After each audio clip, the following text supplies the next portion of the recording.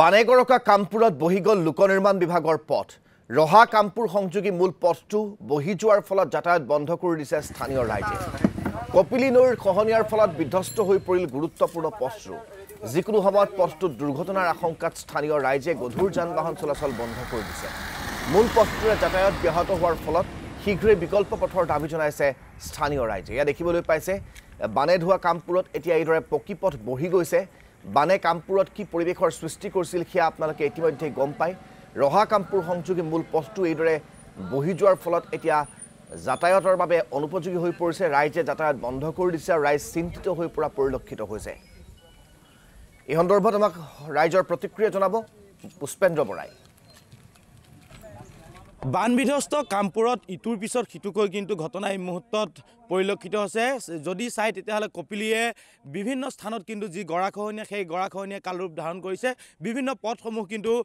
যি গৰাখহনীয়া কবলত পৰিছে আৰু শেহতীয়াকৈ যদি চাই তেতিয়াহ'লে কামপুৰ ৰহা সংযোগী যি গড়কাপ্তানি পথ আছে একমাত্ৰ পথ আৰু সেই পথটো কিন্তু নিশাৰ ভিতৰতে যদি চাই তেতিয়াহ'লে দেখিব যে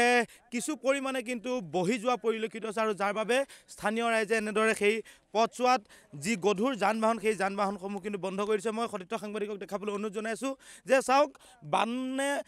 বানেগৰকা যি কামপুৰ আৰু সেই কামপুৰত দেখিবলৈ পোৱা গৈছে এনেদৰে যি ৰাজপথ সেই ৰাজপথত চিৰাল ফাট মেলিবলৈ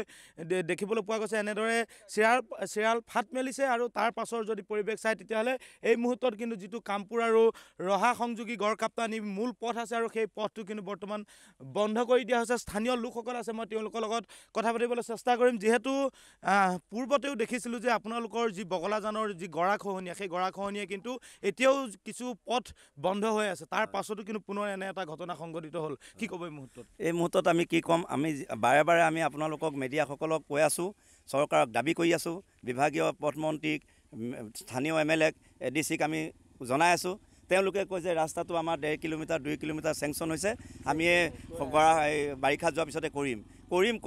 শব্দটোৱে আজিকো প্ৰতি হোৱা নাই বৰ্তমান এই ৰাস্তাত আপোনালোকে দেখিছে চিৰালফাট এই চিৰালফাটত আমি কোনো যান-বাহন মেইন সংযোগী পথ ৰহা কামপুৰ বৈঠালাংচু হোজাই লংকা গুৱাহাটী গতিকে এই অৱস্থাত আমি স্কুলৰ বজাৰ কোনো যোগাযোগ বিচ্ছিন্ন হৈ আছে কোন মুহূৰ্তৰ ৰাস্তাটো কোনখন গাড়ী কি বিজুতি ঘটি কাৰ ক্ষতিসাধন হয় আমি অনুভৱ কৰিব পৰা নাই গতিকে আমি পুনৰবাৰ অনুৰোধ জনাইছোঁ তৎকালীন আজিৰ ভিতৰত যদি কিবা এটা পদক্ষেপ নলয় তেতিয়াহ'লে আমি জনসাধাৰণ ৰাইজে আমি ক'ৰবাত কিবা এটা পথ অৱৰোধে হওক বা আপোনাৰ অফিচ ওপৰমহলতে হওক আমি ধৰ্ণা দিবলৈ বাধ্য হ'ম বৰ্তমানলৈকে কোনোবা প্ৰশাসনৰ লোকে হওক বা জলসম্পদ বিভাগৰ লোকে হওক বা স্থানীয় বিধায়কগৰাকী আহিছে নেকি কোনো বৰ্তমানলৈকে আজি অহা নাই আজি 2 দিন 3 দিনৰ ভিতৰত কোনো ইয়াত অহা নাই খালি কালি আহিল আমাৰ দুজনমান PW মানুহ আহি আমাক দুডোখ বেনাৰ লগাই দি থৈ তেওঁলোক লুকা ভাকু কৰি গুচি গৈছে সেইটো কৰিয়ে তেওঁলোকৰ দায়িত্ব সামৰিবলৈ বিচাৰিছে সেইটো কৰিয়ে নিশ্চিতভাৱে আৰু বিভিন্নজন আছে মই কথা পাতিবলৈ চেষ্টা কৰিম যিহেতু যিটো ৰহা আৰু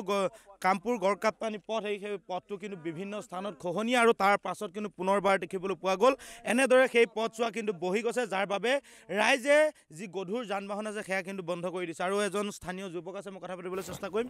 প্ৰত্যেক বছৰে কিন্তু বান আহে তাৰ পিছত গৰাখহনীয়া হয় যেনেদৰে চৰকাৰে ব্যৱস্থা গ্ৰহণ কৰিব লাগে তেনেদৰে কিন্তু কৰা পৰিলক্ষিত নহয় কি ক'ব এই মুহূৰ্তত হয় যিমানখিনি কৰিবলগীয়া আছিলে তেওঁলোকে কোৱা নাই তেওঁলোকে যেতিয়া পানীটো নদী খহাই লৈ যায় সেইখিনি সময়ত আহি বাঁহ চাহ কাটি ধুমধাম ৰাস্তাটো ৰিপেয়াৰিং কৰি থৈ গুচি যায় তাৰপিছতো লাহে লাহে গৈ থাকে তেওঁলোকে তাৰপিছত আৰু আহি নাচায় এতিয়া তেওঁলোকে গম পাইছে নিশ্চয় চাগৈ এতিয়া ভাঙাৰ পিছত তেওঁলোকে এতিয়া আহি চাগৈ আকৌ অলপ এনেকৈয়ে কৰি থৈ গুচি যাব তাৰবাবে কি কৰিব বিধায়কগৰাকী আহিছে বিধায়কগৰাকী এতিয়ালৈকে অহা নাই মাজতে আহিছে বুলি শুনিছোঁ কিন্তু এতিয়া এই দুদিনত অহা নাই নিশ্চিতভাৱে মই সেই ধন্যবাদ জ্ঞাপন কৰিছোঁ আপোনাক ৰাইজৰ প্ৰতিক্ৰিয়া জনোৱাৰ বাবে পুষ্পেন্দ্ৰ বৰা